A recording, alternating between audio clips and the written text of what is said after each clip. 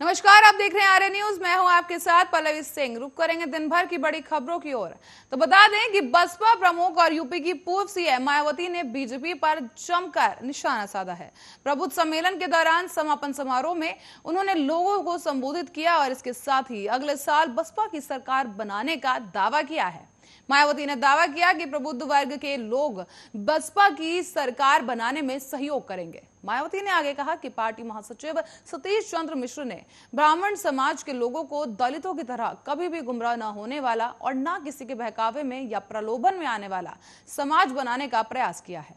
अगर ऐसा संभव हुआ तो हमारी पार्टी की आगामी विधानसभा चुनाव में 2007 की तरह पूर्ण बहुमत से सरकार बनने से कोई नहीं रोक सकता।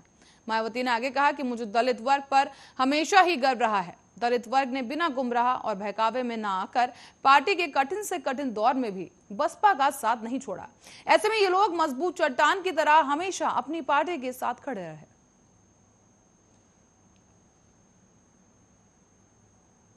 और कोरोना की दूसरी लहर का कहर धीरे धीरे कम हो रहा है। हालांकि तीसरी लहर की आशंका के बीच कई राज्यों में एहतियात बरती जा रही है। साथ ही ज्यादातर राज्यों में स्कूलों और कॉलेजों को दोबारा से एक बार खोला जा चुका है, तो वहीं कुछ राज्यों में इसे खोले जाने की तैयारी की जा रही है। देश की राजधानी दिल्ली में भी कोरोना का कहर कम होने के बाद ऊपरी कक्षा के स्कूल खोल दिए गए। हालांकि पहली से 8वीं तक के स्कूलों को खोले जाने का अब भी इंतजार किया जा रहा है। दिल्ली सरकार 122 शिक्षकों को पुरस्कृत भी करेगी और 4 को विशेष सम्मान मिलेगा। लेकिन इन सब के बीच 6ठी से 8वीं तक के स्कूलों को खोले जाने को लेकर दिल्ली के डिप्टी सीएम मनीष सिसोदिया ने एक बड़ी जानकारी दी। शिक्षा विभाग का भी प्रभार संभाल रहे मनीष सिसोदिया ने एक न्यूज एजेंसी से बात करते हुए कहा कि दिल्ली आपदा प्रबंधन प्राधिकरण की बैठक में इस बारे में चर्चा की जाएगी। इसके बाद ही कोई फैसला लिया जाएगा कि आखिर दिल्ली में 6ठी से लेकर 8वीं तक की कक्षा के स्कूल कब खोले जाएंगे।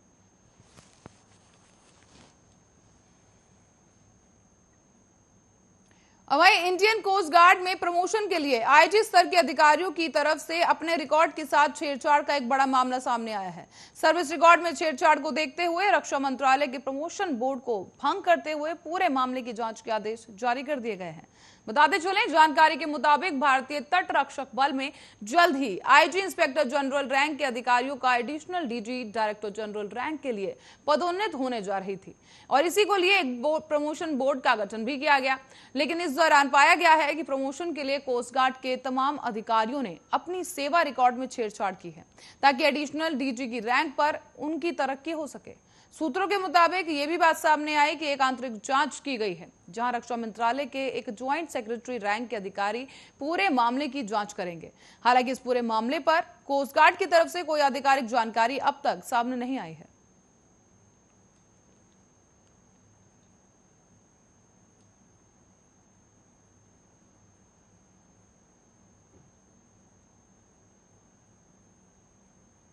तो वहीं बात करें अफगानिस्तान की, तो वहां के मौजूदा हालात तालिबान की असलियत का पर्दाफाश कर रहे हैं। अफगानिस्तान में तालिबान के कब्जे के बाद से ही विरोध की भी आवाजें उठने लगी हैं और आज ही काबुल में पाकिस्तान के दूतावास के बाहर सैकड़ों की संख्या में लोग विरोध के लिए इकट्ठा हुए।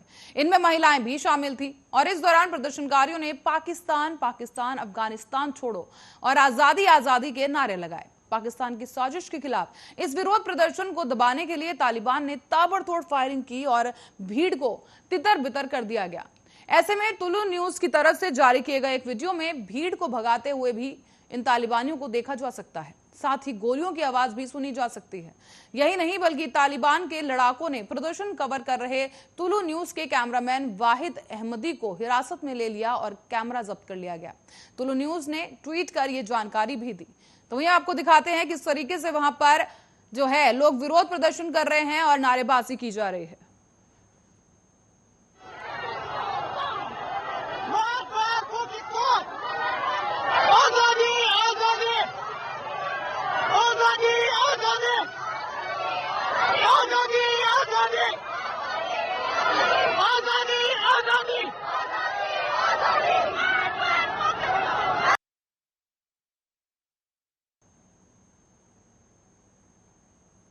और इसी के साथ बढ़ते हैं अगली खबर की ओर। तो बता दें कि एआईएमआईएम के प्रमुख असादुद्दीन ओवैसी ने कहा है कि 60 साल से हम सबको जिता रहे हैं। अब हम जीतेंगे, उत्तर प्रदेश का मुसलमान जीतेगा।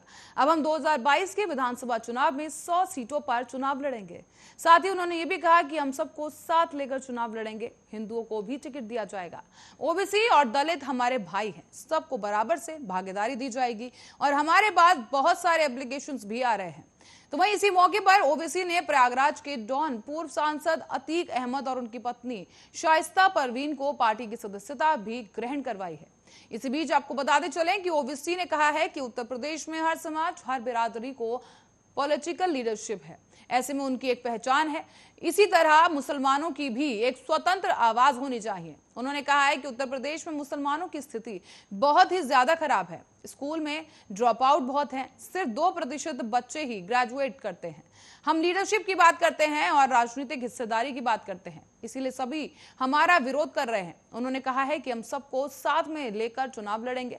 माफिया डॉन अतीक अहमद और उनकी पत्नी को पार्टी में शामिल करने पर ओबीसी ने पत्रकारों की तरफ से खुद ही सवाल उठाते हुए जवाब दिया कि भारतीय जनता पार्टी के 87% एमपी ऐसे हैं जिन पर गंभीर चार्जेस लगे हैं। उत्तर प्रदेश में बीजेपी के 37% एमएलए उन्हीं के खिलाफ क्रिमिनल केसेस दर्ज किए गए हैं और अतीक को अब तक किसी भी मामले में सजा नहीं हुई।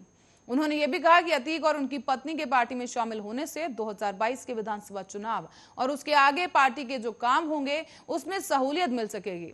ओबीसी ने आगे कहा कि अगर किसी का नाम प्रज्ञा, सुरेश, कपिल, कुलदीप हो तो लोकप्रिय नेता है, अगर कोई मुख्तार और अतीक नाम वाला हो तो वो बाहुबली है। ये भाजपा की असलियत है, इससे इनकार नहीं किया जा सकता।